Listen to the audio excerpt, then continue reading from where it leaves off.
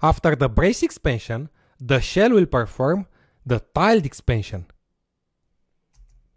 The tiled expansion is used to expand to several specific path names: home directories, current or previous working directory, and the directory from the directory stack.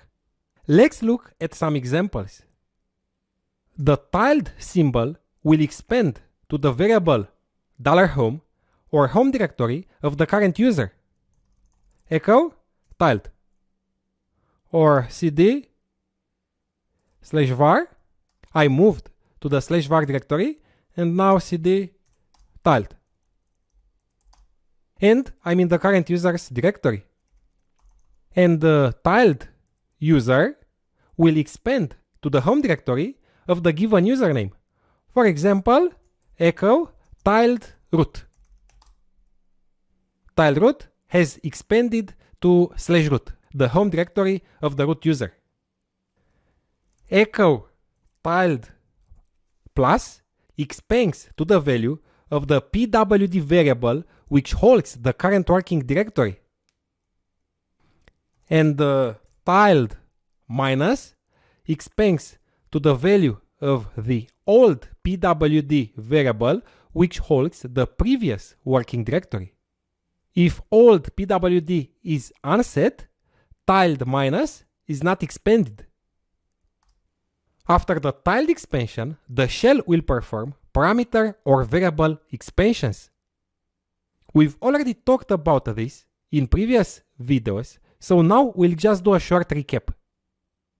The $character introduces a parameter expansion, and the name or symbol to be expanded can be optionally enclosed in braces.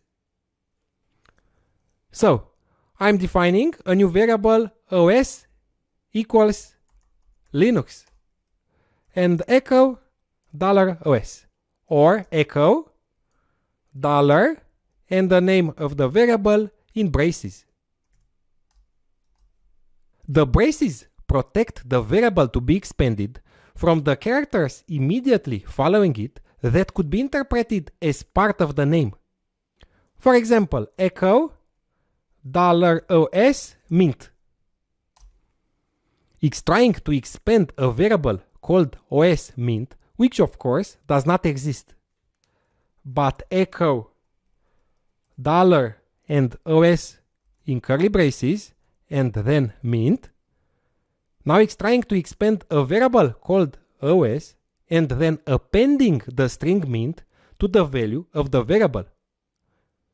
In this case, we got the expected result.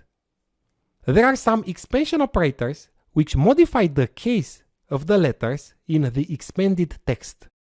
2 caret symbols change all letters to uppercase, and 2 commas change all letters to lowercase. For example, echo $os, the name of the variable in curly braces, and 2 caret symbols. And it changed the value of the variable to uppercase. And 2 commas changed all letters to lowercase.